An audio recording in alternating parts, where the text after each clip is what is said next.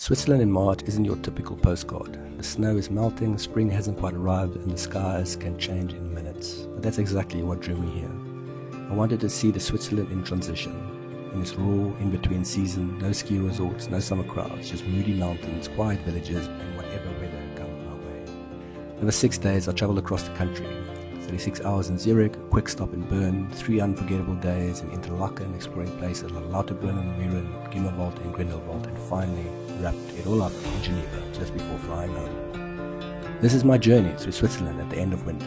Not everything went as planned, the weather didn't always play along, but what I found was something quieter, slower and unexpectedly magical.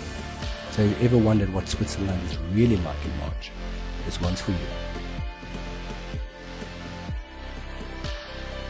So I gave myself 36 hours in Zurich. Not a lot of time, but just enough to get a feel for the city and check out some highlights. Zurich's got this reputation for being clean, efficient and a bit of posh. But I wanted to see what it's really like, especially at the tail end of winter. And hey, if I missed something you absolutely love here, let me know in the comments. This is just my take, squeezed into a day and a half of exploring. My Swiss adventure kicked off bright and early with a 7 a.m. flight from Amsterdam to Zurich. Barely 2 hours later, I landed in a crisp, slightly overcast Zurich, typically March weather, somewhere between winter's last breath and spring's first whisper. From the airport, I hopped on a train to Zurich's Hauptbahnhof, the city's main train station, and one of the busiest in Europe. But honestly, it didn't feel chaotic. It felt efficient, clean, and strangely welcoming for a train station. It wasn't just a place to pass through, it was a place to explore. Beneath the platforms lies Shopville, a sprawling underground mall filled with everything from bakeries and bookstores to boutique chocolate shops. Since the skies were still dry, I decided to hit the streets and explore while the weather held up. I downloaded an audio walking tour ahead of time, just €9 for 2 hours of guided storytelling through Zurich's old town. Highly recommend it if you're like me and enjoy walking with purpose, but without the commitment of a guided group tour. The narration gave the city texture, stories about the medieval guilds, secret alleys and Roman ruins hiding beneath modern day shops.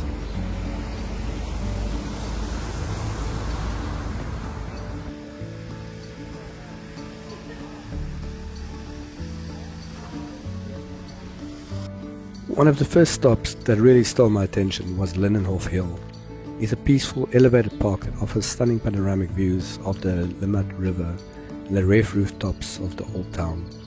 In the Roman times this was a fortress.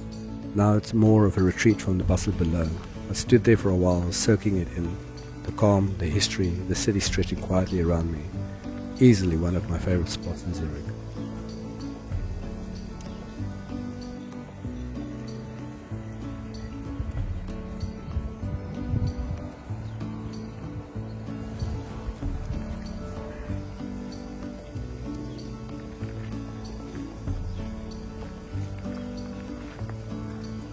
From there, I meandered down towards Freudenstadt Church. It's not just another old European church. This one is known for its stained glass windows, especially the ones by the artistic Marc Chagall. Across the river you can see Grossmünster, its twin towers standing tall, anchoring the city skyline. These two churches, so close yet on opposite sides of the river, are kind of Zurich's spiritual bookends.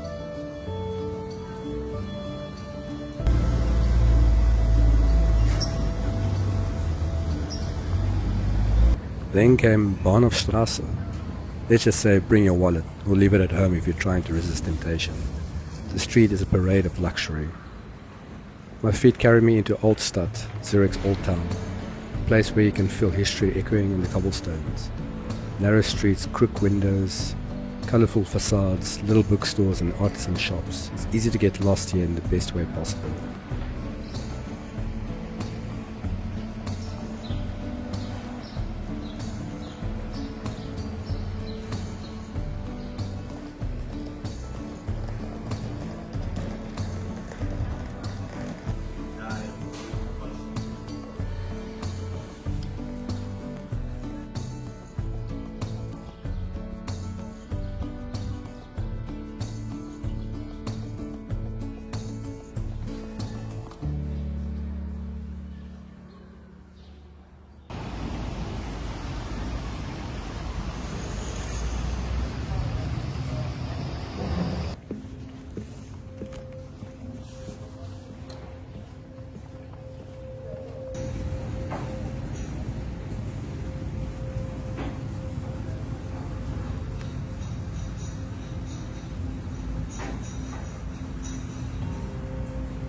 I ended my loop at Birkenplatz, a lakeside promenade where the river meets Lake Zurich.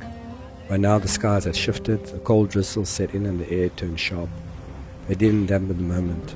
Locals passed by with umbrellas and stoic faces as if they've done the dance with the rain 1,000 times before. The beautiful Lake Zurich with amazing views of the mountains. Just imagine them. You can't see them.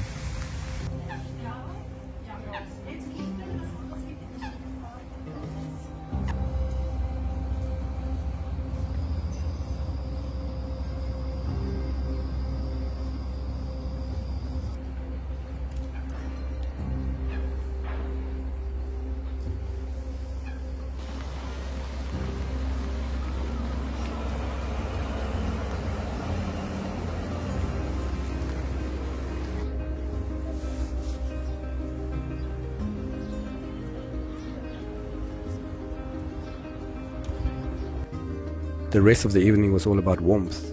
I found a traditional Swiss tavern tucked away in one of the streets, dim lighting, wood panelled walls and the comforting aroma of cheese and herbs. I shared a massive plate of rosti and sausages, followed by more food that was probably necessary. But after a day of walking through rain and stone alleys, it felt well earned.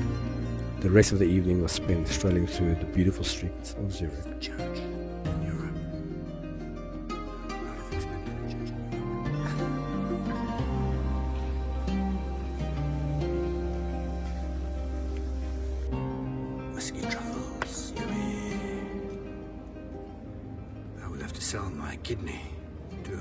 After a rainy and cozy day one, I woke up hoping for clearer skies, and to my surprise, Zurich delivered. I grabbed a quick breakfast and made my way to Hohetleberg, Zurich's very own local mountain. Getting there is easy. It's a short scenic train ride from the main station, and suddenly you're climbing through forests and fog into a whole new atmosphere. When I arrived, the air was noticeably colder and crisper than in the city. There's a short but steep hike up to the lookout tower.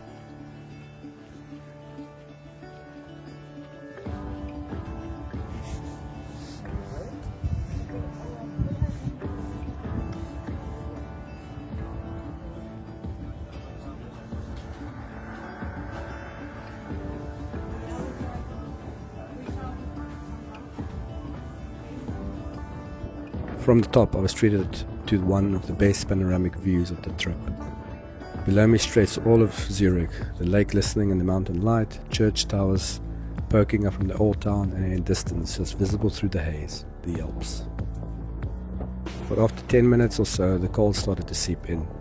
My hands were freezing and I could barely feel my face. So I did the only logical thing. I headed back down and returned to the city with a mission: slow down and enjoy the water. I walked along the promenade back toward Lake Zurich, this time without any agenda, just letting the afternoon unfold. The lake was calm, dotted with swans and ducks, and I found a spot right on the shore to sit, eat, and simply exist.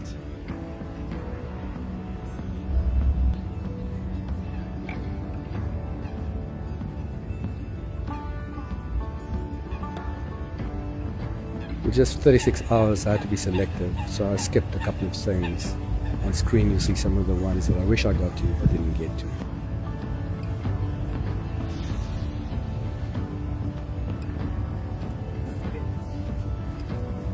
Most people wait for summer to visit Switzerland, and I get it. The hiking trails are open, the lakes are warmer, and the mountains are lush and green. But honestly, experiencing Zurich in late March had its own kind of magic. There were fewer tourists, which meant more space to wander and less rush to get the shot. The rainy weather gave the city this moody, cinematic feel, like walking through a quiet European film. In the cold, it became the perfect excuse to tuck into cozy cafes, sip in hot chocolate, and indulge in rich, comforting Swiss dishes without a shred of guilt. In just 36 hours, Zurich gave me history, views, food, and a real sense of the place. It's a city that doesn't try too hard, it just quietly delivers. I arrived in Bern late in the afternoon, just enough daylight left to get a taste of Switzerland's capital before sunset. And let me tell you, even with limited time, this place made an impression. Bern is compact, incredibly walkable, and wrapped in this quiet confidence. It doesn't try to overwhelm you. It's charming in that laid-back, you'll love me without even trying kind of way. Compared to Zurich, my first stop, Bern felt more picturesque, more storybook-like. The cobbled streets, sandstone buildings, and the curve of the river all came together to create something truly special. And the good weather? That was a bonus I wasn't even counting for at the end of March. I started by wandering through the Old Town, a UNESCO World Heritage Site, and honestly, it deserves that title. The arcades, these covered walkways, stretched out for miles, and they're filled with boutique shops, cafes, and locals going about their day. Even though it's the tail end of winter, the city had this vibrant energy, trams gliding by and students spilling out of cafes.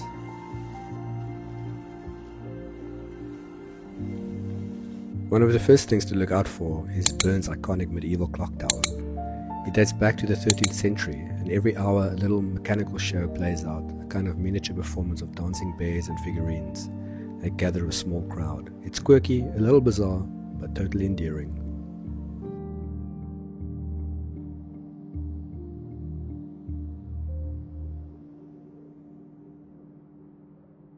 Just a short stroll from here, you can visit Einstein's former apartment. Yep, that Einstein. He lived here while working at the Swiss patent office, and it's in this very city that he developed his theory of relativity. There's something mind-blowing about walking the same streets where one of the greatest thinkers of all time once strolled.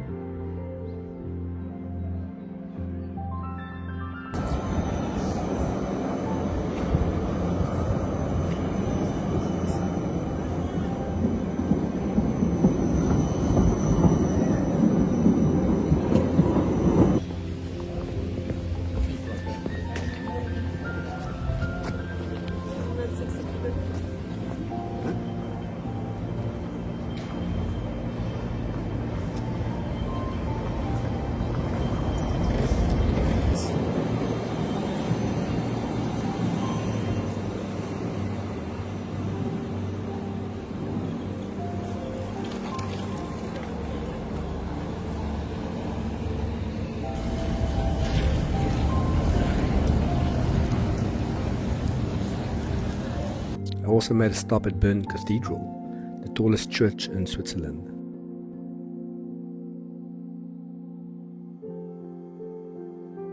Bern is also known for its Bern bears. Yep, bears. Bears have been a symbol of Bern for centuries.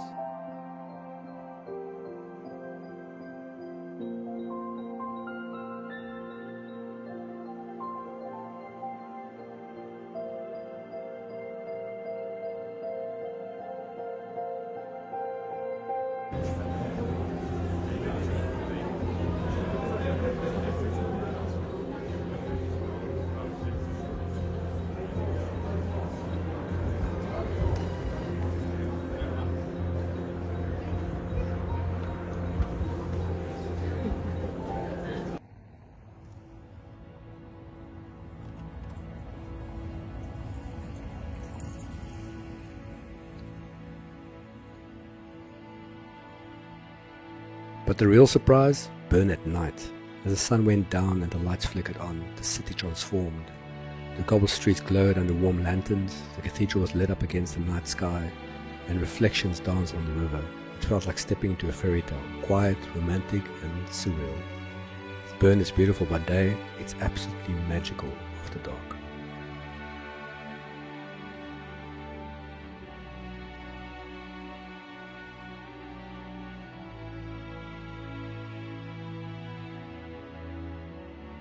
I'll be honest, Bern wasn't originally high on my list. I thought it would be just a quick stop over a quiet capital city with a few sights to tick off. But it completely surprised me. There's a depth here, history, beauty, and this laid-back charm that makes you want to slow down and soak it all in. Even in March, with winter still lingering in the air, Bern felt alive. The blend of medieval architecture, riverside calm, and modern vibrance made it feel both timeless and totally present. Whether it was watching the clock tower put on his quirky show, walking in Einstein's footsteps, or standing on a hill watching the city light up at dusk, Bern gave me far more than I expected. And that's one of the best parts of traveling in the off-season. You get to experience places in their quieter moments with fewer crowds and a little more soul.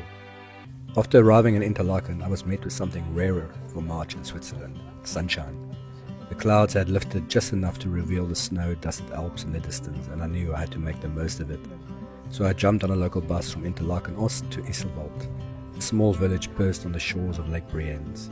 And honestly, the journey itself was already worth it. Lake views, mountain backdrops, and that peaceful, slow-paced Swiss rhythm that I was starting to fall in love with. As soon as I stepped off the bus in Grindelwald, I could tell I was in a special place. Nestled between dramatic cliffs and still, turquoise waters, this village felt like it had been pulled from a painting. And since it's shoulder season, it was almost quiet, just a few other visitors here and there, which made it all the more magical. A short walk from the bus stop led me straight to the lakefront promenade. Within minutes, I was standing in front of that famous viewpoint, wooden benches, still waters, and mountains reflecting on the glassy lake's surface. I stood there for a while, just taking it in.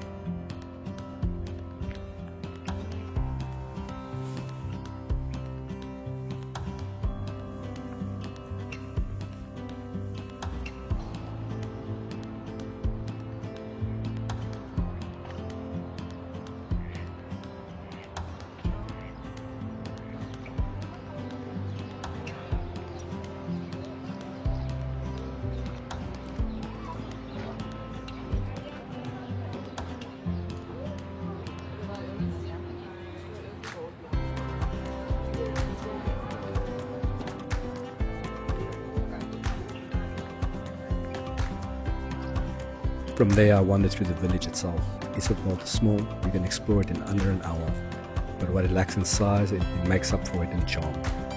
Traditional Swiss chalets, flower-filled balconies, even this early in the season, and winding alleyways that open up to lake views.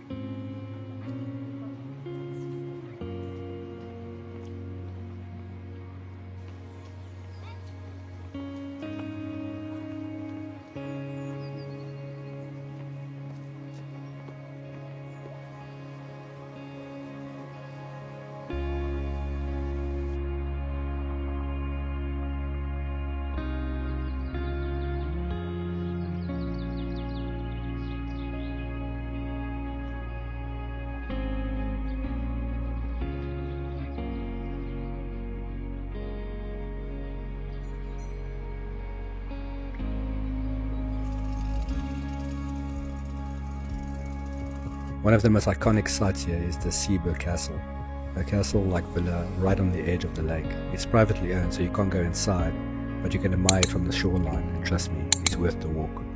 It's especially beautiful from the pier, where many drone shots are taken. If you're wondering where those viral photos come from, this is it.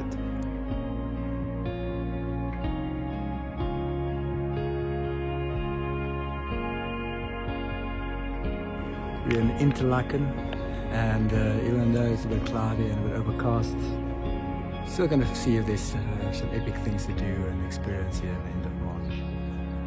Going to do a short hike right now, and let's get to it. After soaking up the stillness of the village, I was ready to stretch my legs. With limited time and snow still lingering on higher trails, I picked a manageable yet scenic route, a lakeside hike from Gimmelwald to Gierschbach and back. It's about 11.5 kilometer round trip, and it took me roughly 2.5 hours, but I stopped a lot for photos, for views, and just to breathe it all in.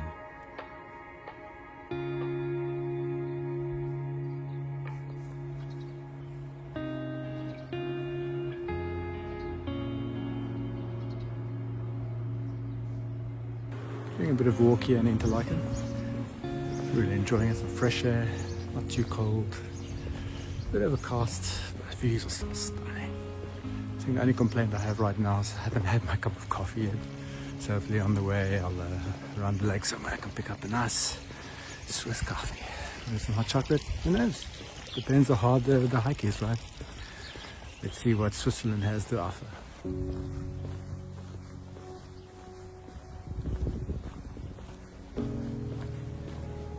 The trail hugs the edge of Lake Brienz for most of the way, weaving through quiet forests, wooden bridges, and open viewpoints where the lake seems to glow in surreal blue-green. It's a relatively easy route, mostly flat, with a few rolling hills and incredibly peaceful this time of year. I passed maybe 5 people the entire hike.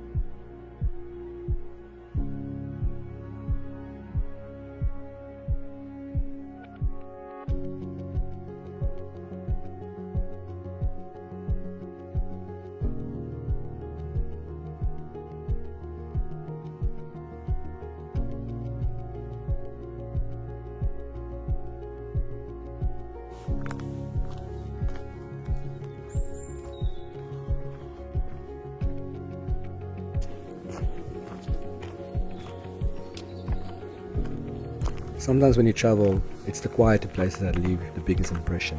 Gimmelwald wasn't crowded, flashy, or packed with attractions, but that's exactly what made it so special. In the stillness of shoulder season, with a soft light and late winter and barely a breeze on the lake, it felt like I'd stepped into a moment that most people miss. The views were breathtaking, the village felt like a real-life fairy tale, and the hike to Gierschbach offered just enough adventure to balance out the calm. There's something about walking along a lakeside trail with no one around that makes you slow down and really feel where you are. If you're planning a trip to Switzerland, don't overlook this little gem. Whether you're visiting in summer or sneaking in during March like I did, Gimmelwald had a peaceful magic that's hard to put into words. As the clouds finally cleared, I knew I had to seize the moment. Late afternoon sunlight started breaking through, so I grabbed my camera and drone and hopped on a train from Interlaken to Lauterbrunnen. A last-minute decision that quickly became one of the most memorable parts of my trip.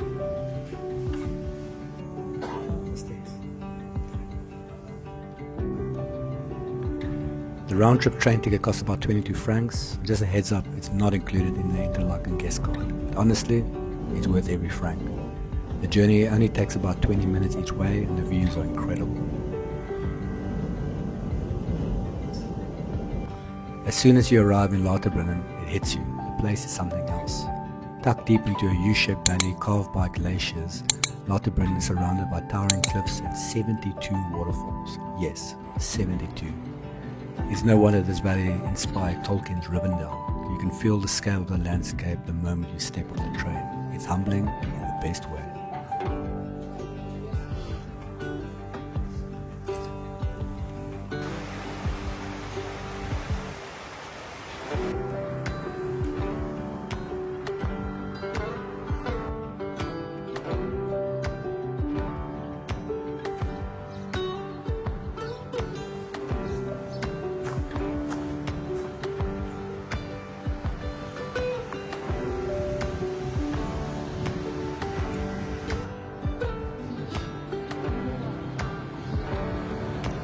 The Starbach Falls, one of the highest free-falling waterfalls in Europe, is the first to greet you. Pouring down from the cliffs right beside the village, it's especially dramatic in spring as the snow begins to melt, feeding the falls with fresh glacial water. The town itself is small but picture perfect, with cozy cafes, traditional chalets and mountain views in every direction.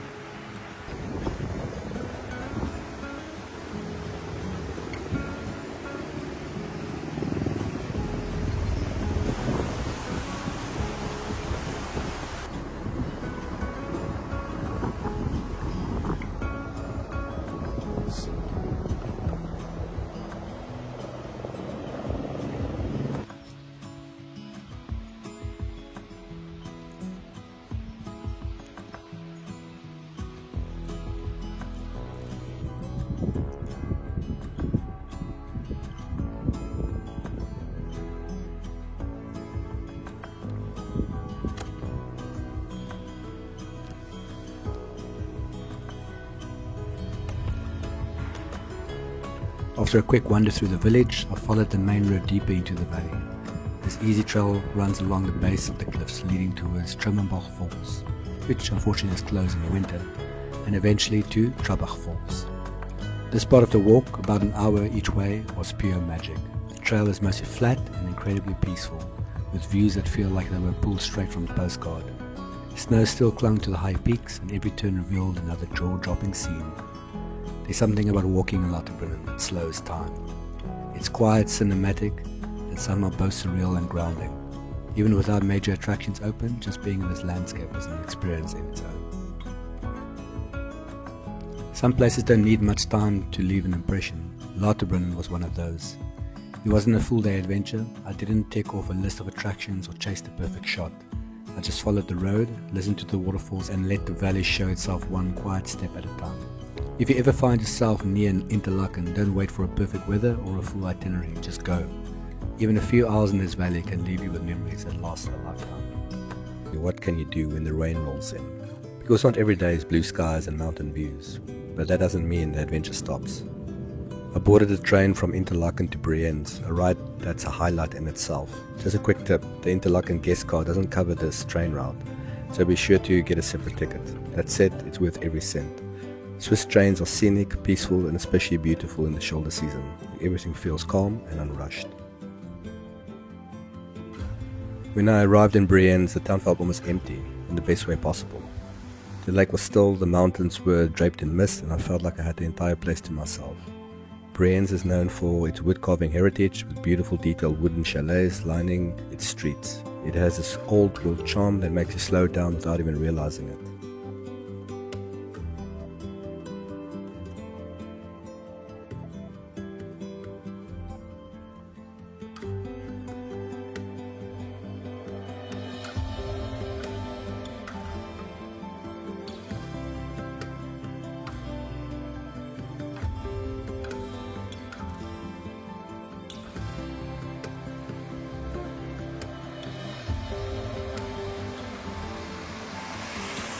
After wandering through the town, I ducked into a cozy cafe to warm up with a strong coffee. As I sat by the window watching raindrops ripple across the lake, something unusual caught my eye.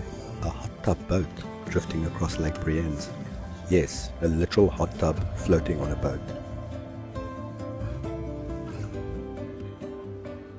If I had only known this earlier, it would have been a perfect rainy day activity. Warm water, cold air, lake views and mountain peaks peeking through the clouds. Definitely something I'd go back for.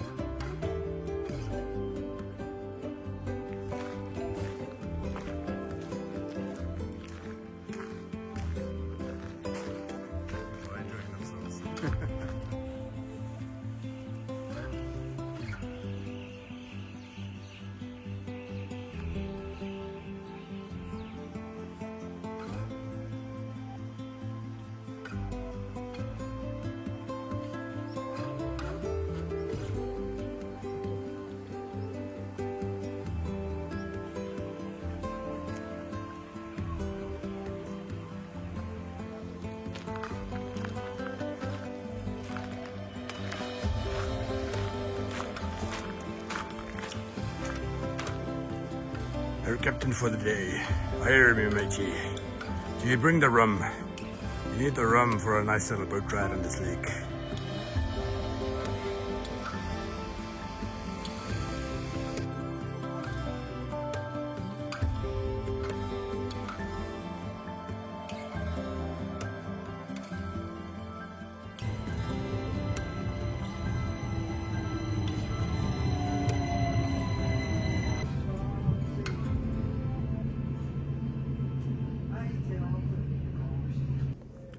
From Brienz I headed back to Interlaken, the town most people use as their base for exploring the surrounding region. Despite staying nearby, I hadn't really explored the center of town yet, so I took some time to wander around.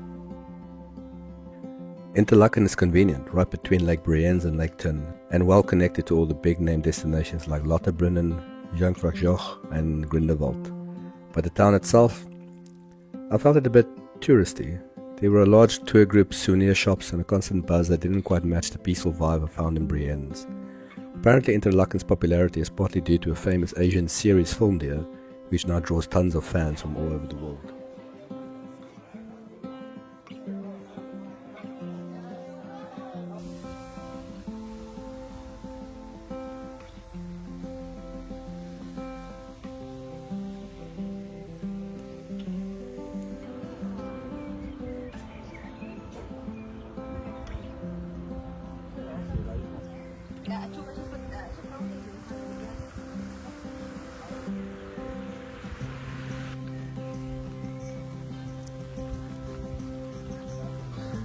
There's a church. In Europe, there's always a church in every town.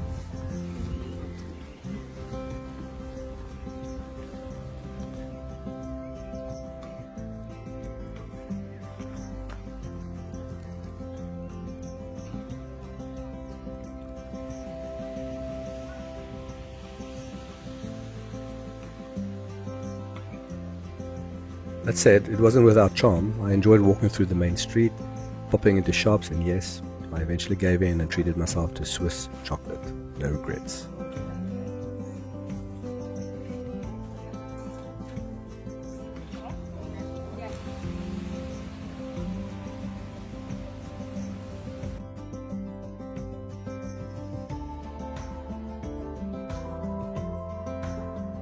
My last stop for the day was Thun, just a short bus ride from Interlaken West. I hadn't explored much of the side of Lake Thun, so I was curious to see what it had to offer. Thun turned out to be a real surprise. It's got a beautiful old town with colourful facades, cobbled streets and river canals running through it. Think Lucerne vibes, but smaller and less crowded. There's also a castle that overlooks the town, and even though the weather wasn't ideal for a full climb, the view from the lower part of the hill was still worth the visit. I can only imagine how lively and stunning Thun must be in the summer, with its lakeside promenades, boat rides and easy access to the surrounding mountains. Even in the rain, it had that I want to come back here kind of feel.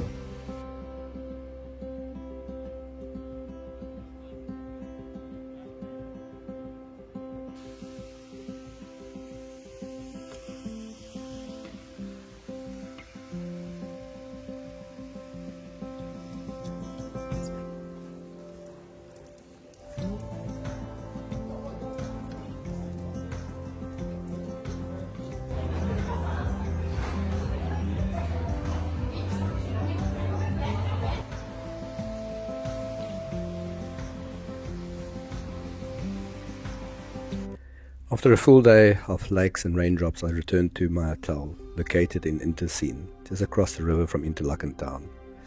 This area is often overlooked by tourists, but it actually turned out to be the perfect base. It's quieter with direct access to Lake Thun, and on a clear day you can see snow-covered peaks rising in the distance. I ended the day just walking along the lake's edge, umbrella in hand, watching the moody clouds roll over the water. The rain had eased into a drizzle and everything felt still. It wasn't a bucket list kind of day, but it was real, and sometimes those days are the ones you remember the most.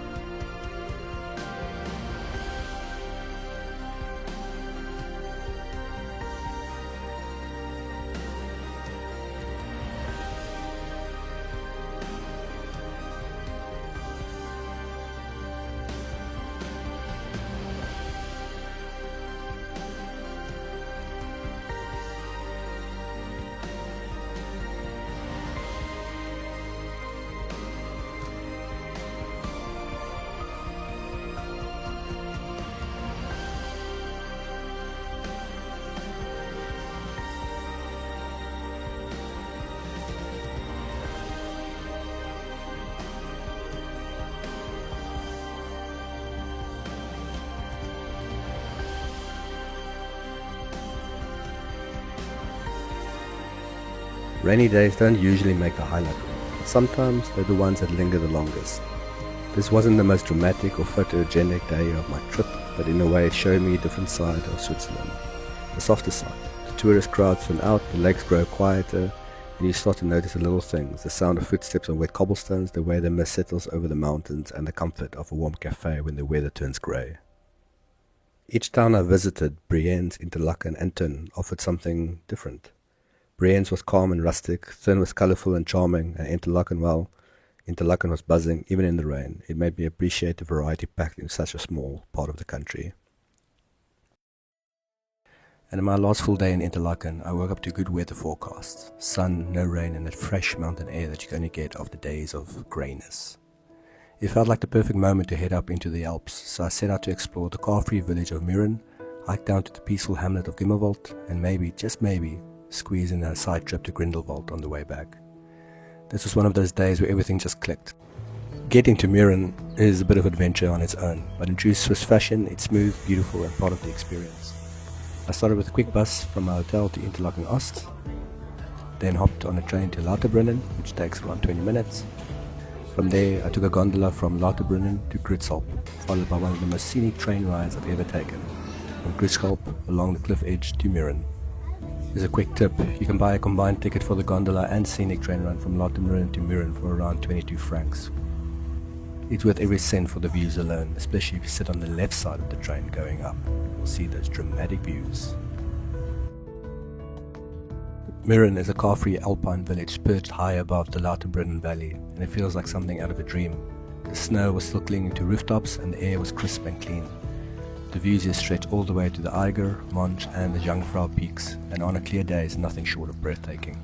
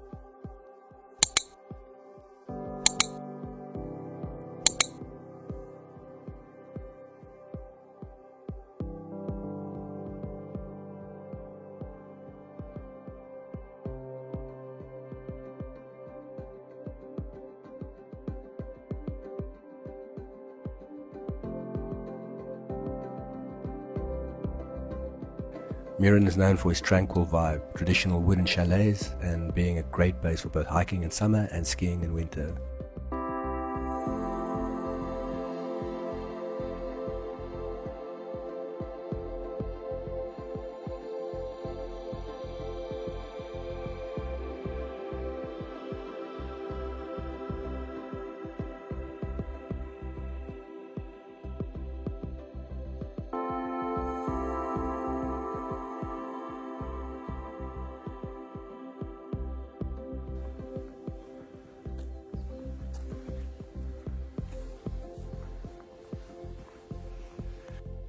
If you're not in a rush, there's cute cafes and viewpoints all around the village. I popped into a cozy cafe for a quick coffee, just sat to take in the view for a while.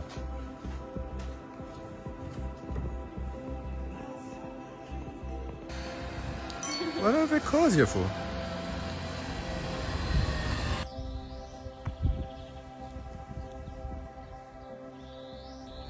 After After warming up, I set out on the trail from Mürren to Gimmelwald, a gentle downhill walk that takes about 45 minutes to an hour. It's not challenging at all, and you don't need any special gear, just good shoes and a love for scenic routes. At first the mountains were out showing off, but as I got further into the trail, the weather shifted. Mist rolled in and suddenly I was walking through a soft, dreamy cloud. With the occasional cowbell echoing through the fog, it felt like I had the whole valley to myself.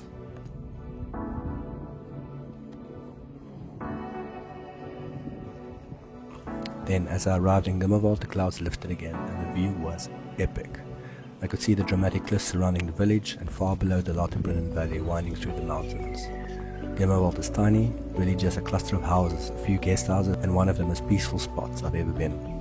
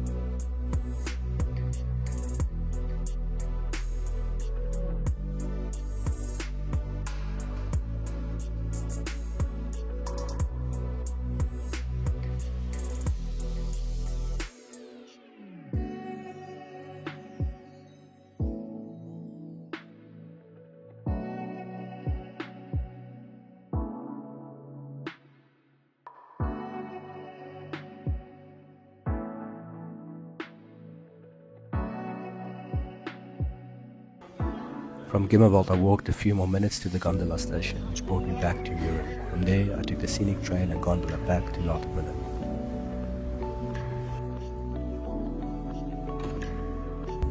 If you've watched my previous video, you know I've done Lauterbrunnen and this trip on 2 different days. But if you're tight on time and want to combine both of these trips into one efficient loop, here's what I'd recommend. Buy a return train ticket from Interlaken to Lauterbrunnen, about 13 francs one way. Purchase a one-way ticket from the gondola train combo to Mürren, about 22 francs. Then hike from Mürren to Gimmelwald, yep, that's free. Take the gondola down from Gimmelwald to Schetzelberg, which is around 7 francs. Walk or take the bus from Schetzelberg to Lauterbrunnen, and then catch the train back to Interlaken. Or if you've got time left in the day, like I did, just keep on going.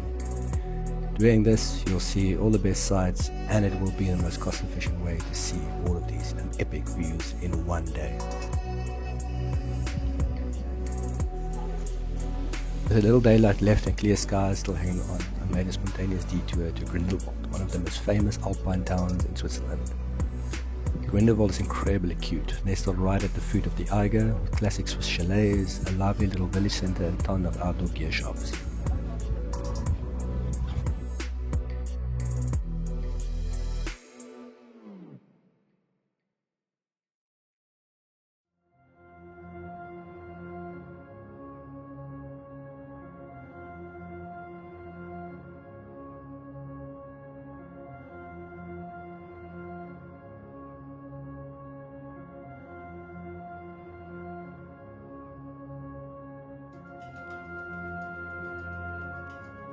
But to be honest, if you're not skiing, and especially at the end of March, it can feel a bit quiet. Many of the summer activities aren't open yet, and the Grindelwald Fierce cable car was weather dependent and partially closed. And also a lot of the activities around Grindelwald Fierce you'll probably enjoy more in the summer times. Instead, I kept it simple. I strolled through the village, admired the mountains, and finished the day the best way possible, with a bubbling pot of Swiss cheese fondue. Enjoyed with a view of the peaks. It was rich, delicious, and the perfect final meal of my time in the Bernese Alps.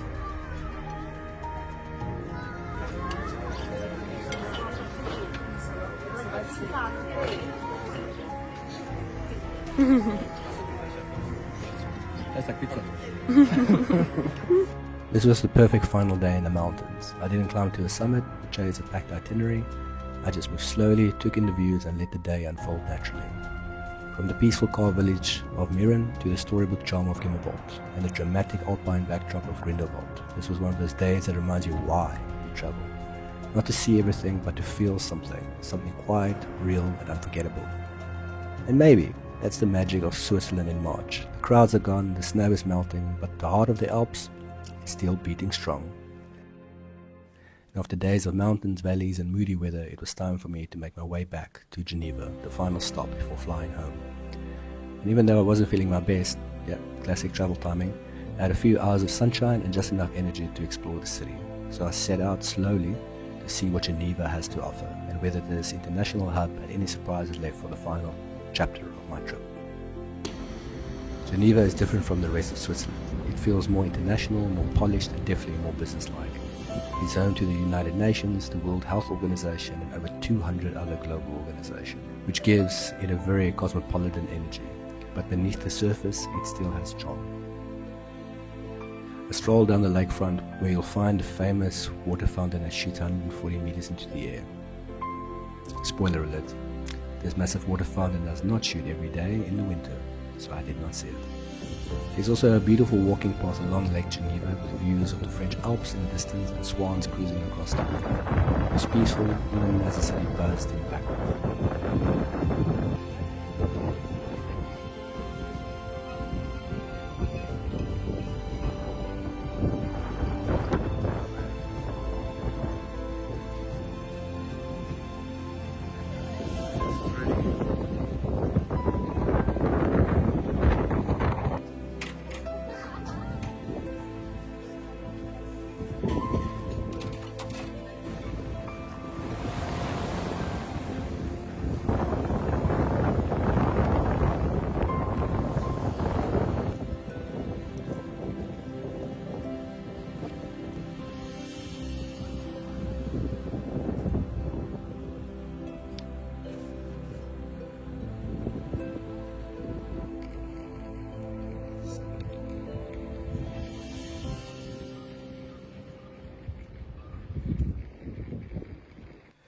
From there, I wandered into Geneva's Old Town, a mix of cobble streets, quiet courtyards, and quaint cafes tucked between centuries-old buildings.